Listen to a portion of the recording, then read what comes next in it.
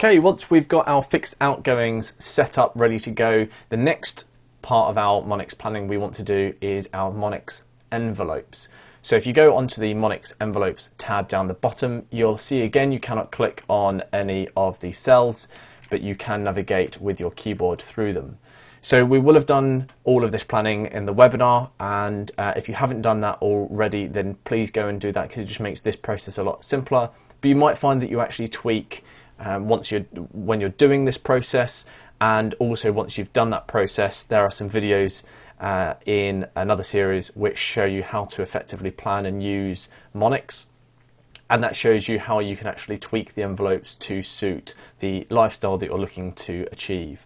So here I'm just going to, again in real time, fill all these in to show you how quick it actually is from the work that we've done before. So here we've got our personal loan, because we don't need a bank loan envelope here because it's in our fixed outgoings. If it's not in your fixed outgoings, it will need to go in your envelope here, as we've said in the webinar. So because a personal loan, there is no standing order or direct debit. If you've set up a standing order, then of course it goes in your fixed outgoings, but this isn't. We're just going to pay every now and again, and therefore we need to save up for that in our envelope.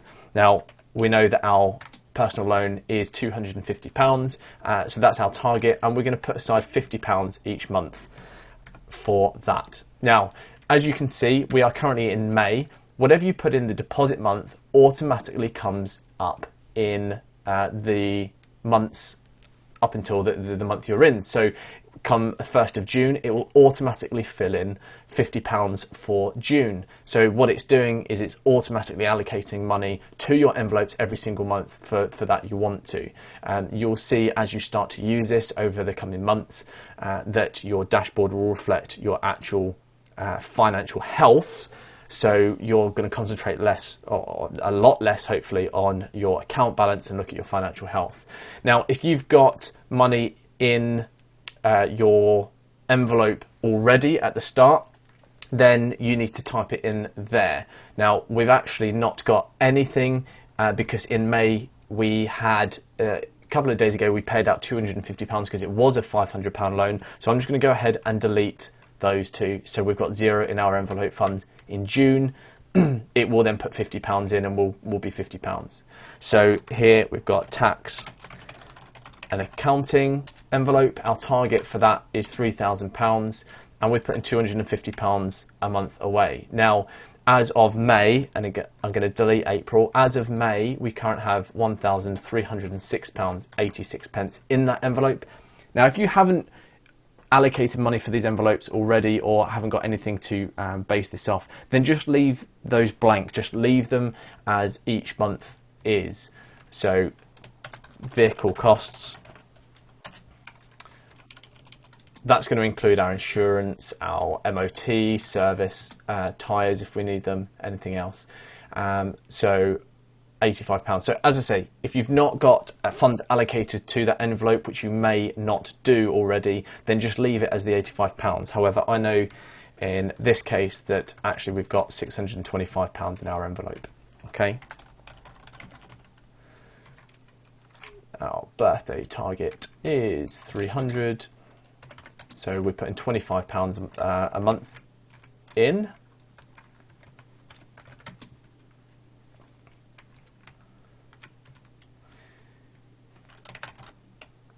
Christmas 2020, £250 target, because we're lucky enough to do a Secret Santa for family, which is ideal. This is all a nice scenario. Fitness clothing, £300. Trainers are expensive, and £25. And here again, £125 already.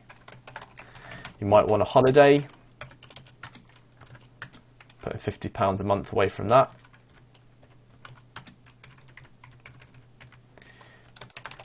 This is the big one.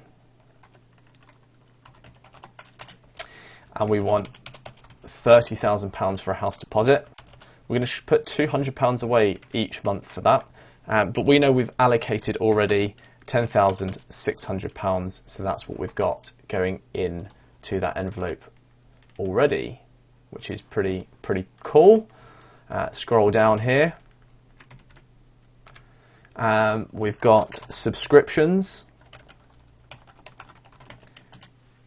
masterclass subscription, and domain name subscription for our websites. £400, let's say. So we're going to put away £35 per month. If you are unsure as to how I'm figuring out the per month, then again, just go back onto a Monix effective budgeting webinar, and you'll see exactly how we work that out. There is a calculation to do. This is what I mentioned earlier: student loan overpayment, and we're going to put down £2,800. We paid £200 off in April. We've actually only got £50 in there, and we're going to put £50 a month away. It's about £12,000 I think we put for our money owed. Let's say we're going to try and pay back a quarter than what we are currently paying through our salary. So it's about £3,000 is going to be our target. It doesn't really matter. It's rough. It's an overpayment. We can use those funds for something else, or we can actually sort of lump sum payment that off. Completely optional. Some people are against doing an overpayment on a student loan. It's entirely up to you. I'm just doing it there just for an example. This is my favourite. You can see where my influence has come in here.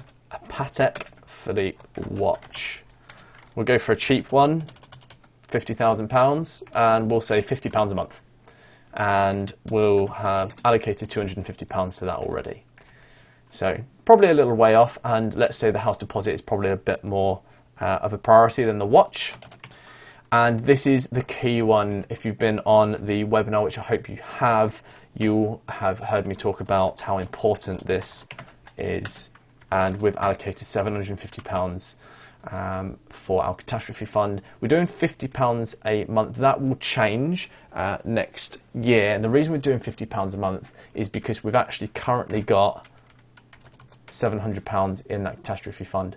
Now, it doesn't matter if we go above the £750. That's good, because it means we've got more leeway if a catastrophe does happen, or if two catastrophes happen.